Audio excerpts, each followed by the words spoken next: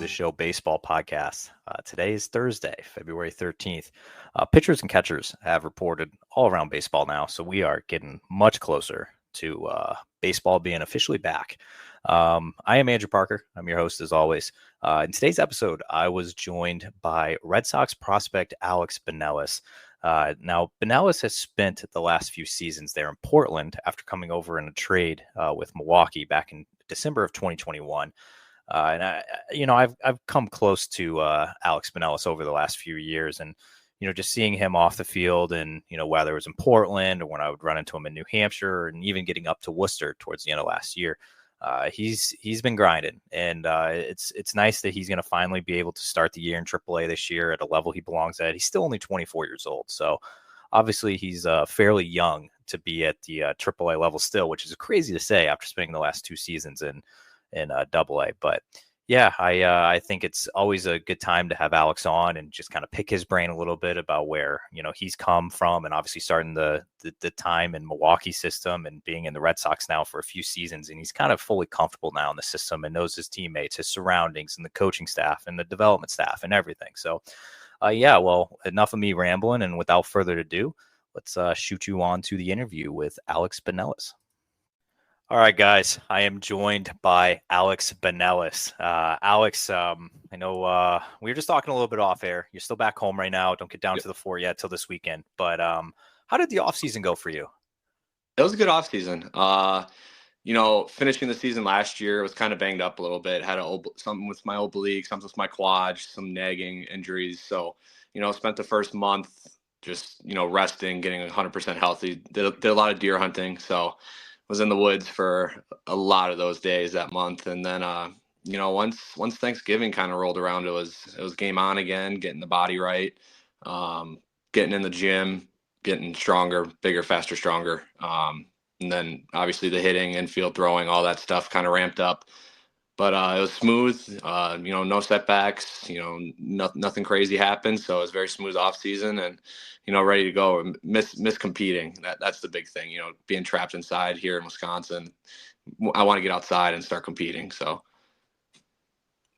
obviously you had just brought up that you did a little bit of deer hunting, and I saw on your Instagram you did end up getting one. So, but my question is in regards to just how important is that for one to completely disassociate with the game of baseball and just kind of like go back to what you love doing, just off the field completely, being in the out in the the stand or whatever it is out there hunting. Like, how important is that for you? It's huge. Everyone has something different that they do, but for the most part, everyone, it's either a vacation, golfing trip, whatever it is, people have their way of, after the season, just hitting a reset button, because it is long. If you include spring training, you're going from February to end of September, and, it's every day, but Monday. And that's a long time to be doing something as baseball. You can go through hot streaks and cold streaks, and you're failing way more than you succeed, and that's tough. It's just mentally. It's not even the physical part. Like I talked about, I was banged up physically, but it's just more mentally. If you're locking in every day and you're coming in, wanting to, get to the big leagues, that like everyone's dream is, you got to come in every day ready to work, locked in, and doing that for however many months that is, February to end of September, it's very tolling. So, it was huge for me. My grandpa basically lives up there during deer season, so spending a lot of time with him, it was special. Family coming up on the weekends, whatever it is, and people I haven't seen in that time span. So it was good catching up and good resetting. Yeah, I think, I hope a lot of fans realize that you guys are literally away from home for 9 months of the season at this point. Cause obviously you're leaving down to Florida here this Saturday, which is middle of February, and you won't go back to Wisconsin until for an extended period of time until October rolls around. Pretty much. Yeah. It's you don't get much time. Your off season is very, very, very, very short. And I don't think people truly realize you guys are going city to city for 6-7 months straight, and it's just how it is. So exactly. I feel like it's the off season, it's so big, and with you guys, like obviously just doing things like you said, going golfing, or I know you guys do that during the season too, but having the chance to go hunting in the off season, I feel like is so big for you. But I do want to ask as well in regards to the baseball side of things. Obviously, a lot of guys over the offseason, they a lot of the pitchers, they go train at the treads, the Cressy, whatever it is, and the drive lines of the world. And for you hitters, you guys probably work out at more local places around you where you've been going for a lot of your life. So for you in your off-season program, like what kind of things were you kind of working on this year? Yeah, I mean, for me, it's getting back to the basics. When you start to get too analytical and watching way too much film and all that stuff, for me, it sets me back almost when I think about that. It's how simple can I make this? Because it's hitting a baseball is the hardest thing to do in the world, and why are we complicating it by doing all these different things? I know what works for me, and I'm just gonna hammer down on that. For me, it wasn't a lot of drill work, a lot of feeling out different moves, whatever.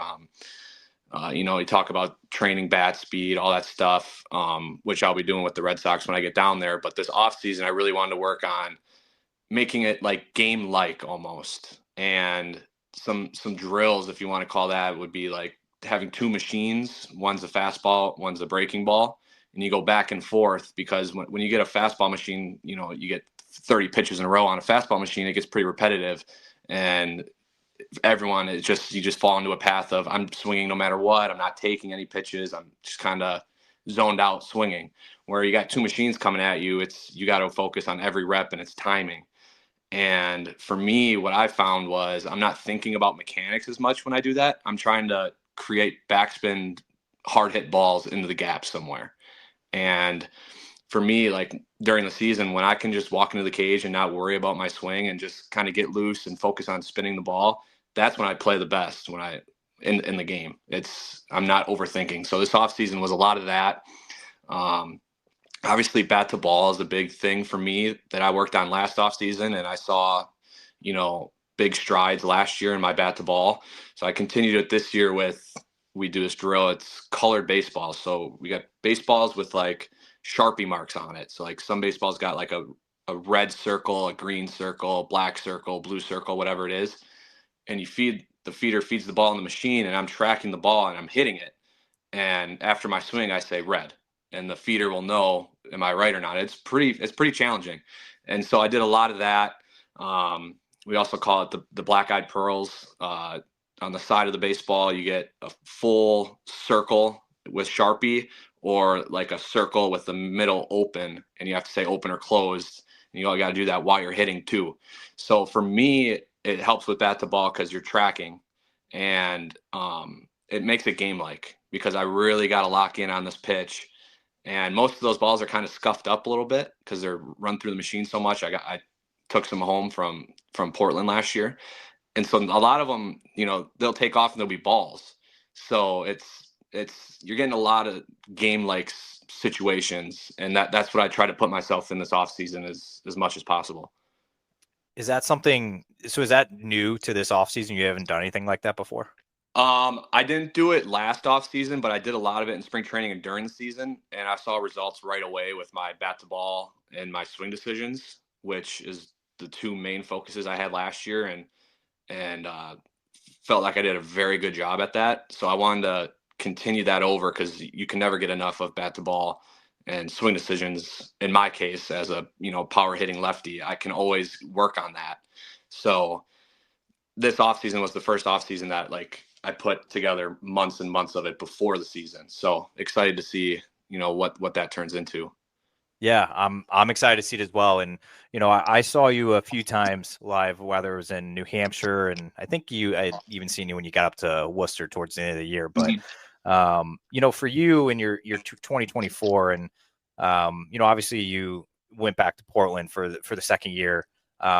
What kind of things did you kind of learn about yourself this year? Whether it's like, I guess like the training stuff aside, obviously like, trying to work on things, but, for repeating a level and then obviously getting up to Worcester towards the end of the year, like what did you learn about yourself this year? Yeah. I mean, mentally, can I get through this knowing that, in the back of your head, you're playing good enough to you think you're playing good enough to earn a promotion and you're still not getting it. Can I come in every day and be a good teammate and, work my ass off every day? And, I did that every day.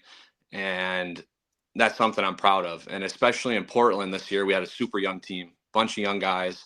So being like that leader to them, I mean, again, like I turned 24 halfway through the season last year. So it's not like I'm some old vet, but I'm still young, but I was an older player in that group in Portland because we were so young and talented. So kind of being that leader to the young guys, showing up every day. And it's a long year, and you're in Portland, Maine, playing Double-A baseball, and a lot of guys can be like, oh, like screw this. It's like this isn't where I want to be. But you got to go through these steps, and you got to come every day prepared because one day your name will get called, and you'll be in Worcester, you'll be in Boston, and how can you do that every single day while going up through the minor league system? So for me, I was very proud of myself just being mentally in it every single day for myself and helping younger guys along the way. Yeah, so you don't know this part, but if for people listening, will know. But in the part that I pre-recorded, I actually was talking about your age because it kind of got lost on me a little bit that you're 24 years old. I thought you were like 27 by now. I feel like you've been around like the system for a while, and I just feel like you were drafted. I felt like you were drafted like 8 years ago. Like I'm like, Kind of feels and that you way got to like me too. you got like you got like a grown man adult beard as well, and it's just like when I was 24, like I mean I'm still kind of patchy, but I was just like there's no way this guy's only 24 right now. So I did kind of put that into perspective a little bit. I did talk about that a little bit where it's like you're still young, like you're not old like by any means. It's like, and I was kind of seeing like obviously today's world, like you're playing alongside a guy in Roman Anthony who's 20 years old, and it's like Right. you got him on one side. Then you got a guy like Cam Boozer last year that made his MLB debut, and he's 32. So it's like there's not really like a age cap on when you get there. It's just like it's all along the way. I feel like, but that's the beauty of baseball. No other sports like that. Not even close. That's the beauty of baseball.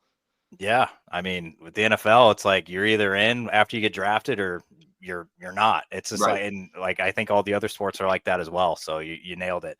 All right, so I know your sample size in Worcester was small, and I don't want to assume where you are going to start the season this next year, but let's just put a scenario out there. Let's say you do start the year in Worcester, which I believe you will. But what kind of things are you looking forward to here in spring training? And I guess obviously, like, once the season does start, and if you are in Worcester, what are you looking forward to? Yeah, I mean, looking forward to, kind of like a fresh start almost, spending so much time in Portland. Looking forward to, getting out of Portland, getting to Worcester and, starting a new chapter of this, my baseball career. And I think that's a refreshing thing to hear for myself and a lot of guys that have spent a lot of time in Portland that have the opportunity to, kind of start in Worcester this year. And for me, it's being ready every day because once you're in Worcester, you're one call away, and it's kind of crazy to think about, but that's reality. And so putting my body physically and mentally, coming in every day, trying to prove to the right people that hey, like I'm ready for this chance, and at the next level in Boston, which is everyone's dream. So I'm really looking forward to that.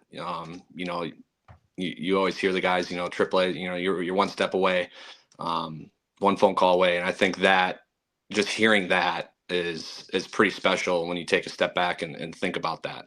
So that's what I'm looking forward to, and obviously getting back with the guys. You know, last year was so fun with playing like with Roman, with Campbell, with Marcelo. All the press that they brought. Everywhere we went, there was 1,000 people outside the freaking stadium asking for an autograph. And I'm just laughing because, they're just like, oh gosh, we're going to be in this crowd for like, 10, 15 minutes before we get to the stadium. And I'm just laughing because it's crazy how much people, were coming to see them and being a part of that was pretty cool and how they handled it. But, looking forward to get with the guys. And like I said, just being one call away from the big dream.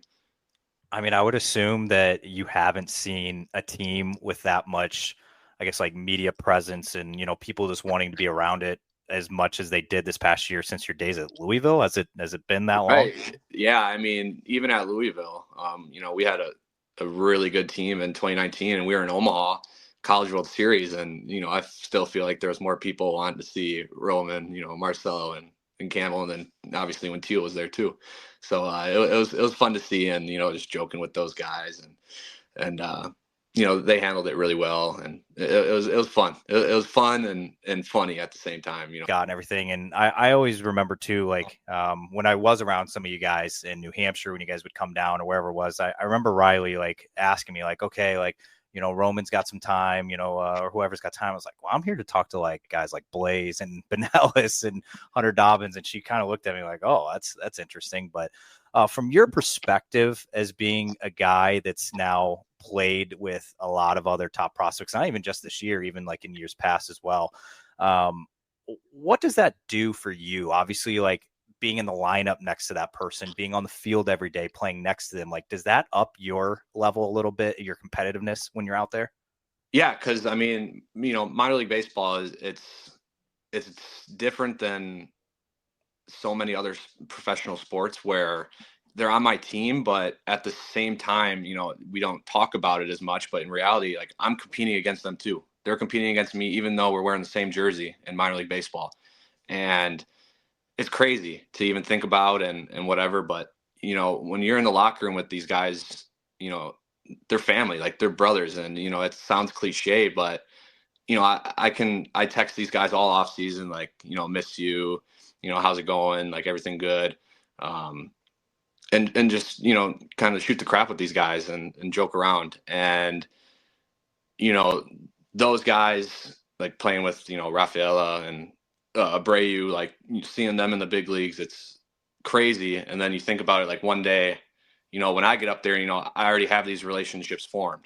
And so, it's cool. And seeing how well, like you talk about Roman, he was like 19 when he first got up to Double-A, right? Something like that. And seeing how mature he was, I'm like, this dude is he's not 19. Like there's no way. Just physically and mentally how mature he was. But then you see him in the locker room, you're like, all right, maybe he is 19 a little bit. But it's fun. The friendships are awesome, and they have the big spotlight on them and everything. But you would never know because they never act like that at all. And that's the beauty of this organization and the players we have in this organization. It's super fun to be a part of.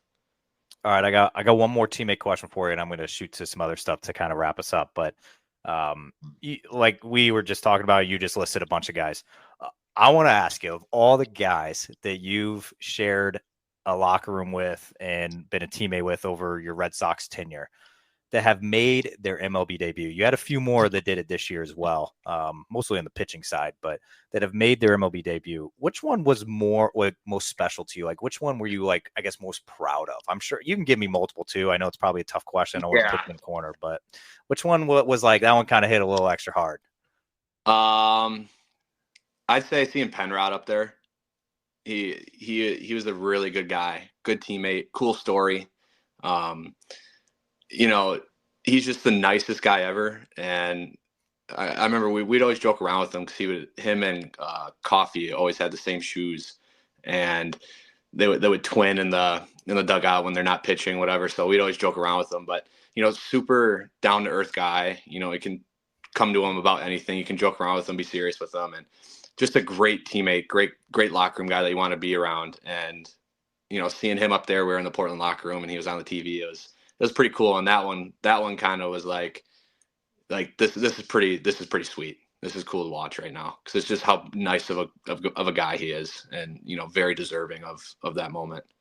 Oh yeah, I just had Zach Penrod on the show last week actually, and obviously his story is very out there, and I feel like a lot of people, if they don't know about it, they need to go look it Right. up and see what he did and where he came from, all within a year and a half. Yeah.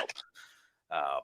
It's not very common, but all right. So I'm going to shifting lanes here back to yourself. You got a really important spring training. I might argue, you might rebuttal this if I'm not right, but this might be one of the most important spring trainings for you in your career so far. What are you looking forward to? Just once you get down to Fort Myers this Saturday, and obviously games are going to be starting back up in the next upcoming week. So what kind of things are you looking forward to in this spring training? Just getting out there and competing. Controlling what I can control. You can't really think about the future of, if I do this, this is going to happen or this could happen. It's going to take, one day at a time and trust the work that I put in this off season. I'm really looking forward to just getting out there, getting back with the guys, competing, trying to get up to the big league games as much as possible. Taking, every game as a, big opportunity to, showcase my skills and, say like I belong here. And as well as learn from those guys, because I've played in plenty of those games, and watching all those guys, how they prep, how they act in the dugout, how they warm up. I always love watching that, and because they've got to that point in their career where that's where I want to be one day. It's how much can I learn from these guys, and what can I implement in my game to get to that level. And so there's a lot of things I'm looking forward to, but I'd say, those are the key things I'm really looking forward to. And, just competing is the big one, being trapped in a cage all winter. I'm excited to get, outside and, see an arm, trying to get me out. So I had Worcester manager Chad Tracy on this show just a couple months ago, and something that he pointed out that going into 25 is, there's always been these steady faces, I feel like, in Worcester over the last like 4-ish years. With, you had like the Ryan Fitzgeralds of the world, you had the Bobby Dahlbecks of the world, those guys were always a constant staple in Worcester's lineup for the last few seasons. And you enter 2025 and neither one of those guys are with the org. And you may have still some guys floating around like Nick Sogard and a few others that have been on the team for the last couple seasons, but there is an opening specifically at first base. And Chad pointed out that something going into this year is there's going to be competition for a lot of the spots there, especially in the infield there in Worcester. So for you, how important and how, like, I guess, motivated does that make you to know that, like, you're possibly starting the year in Worcester and first base is kind of open from last season? So how much does that mean to you that you might have a shot to actually compete for a starting job in Triple-A? Yeah. In the back of your head, no matter who may be ahead of you on paper, as an athlete, you're competing for that spot no matter what. And to see that, like you said, first base might be open for legit, guys competing for that spot. It's fun. It's exciting. But at the end of the day, you can control what you can control. And, I'm going to come in every day ready to compete, with that in the back of my head. But, as long as I can do what I know I'm capable of doing, the rest will take care of itself. Because if I start thinking about that, things could start spiraling really quick, as a lot of athletes know, if you start thinking about the future and what ifs and whatnot. But it's exciting for sure to see that and have a legit chance at it. It's fun, and that's why we work all off season. That's why all these guys, we work so hard all off season to be in positions like this. All right, my final question here for you, and we'll let you slide. You're going down to Fort Myers on Saturday. I will also be heading down to Fort Myers on Saturday. I lost one of my Zaxby's guys this offseason. I lost Blaze Jordan. He no longer goes to Zaxby's anymore because he's on a diet. So, whatever. He's trying to eat better. Whatever. I'm going to let it slide. So I'm going to ask you, am I going to see you at a Fort Myers Zaxby's over the next week? I already told my family, because they like Zaxby's too. I'm like, I will be there Sunday. Like, once I get moved in Saturday in my Airbnb, and after workouts on Sunday at JetBlue, I will be going to Zaxby's. Okay. All right. Well, same. Literally same. I have not been around a Zaxby's in a while. Yeah. So maybe we'll bump into each other at the counter there. Yeah, because we just got a Cane's up here, and it's not the same. Not even close. No, there's a lot of Cane's popping up in Boston, and people think that like Cane's and Dave's Hot Chicken is like on the level. Yep, we got close. Not even close. All right. Well, Alex, I appreciate you hopping on. Obviously, we'll be pulling for you here once spring training does kick off here just in a few weeks, and obviously on to the 2025 season. But thank you so much for hopping on. No, thank you for having me. It was a great time.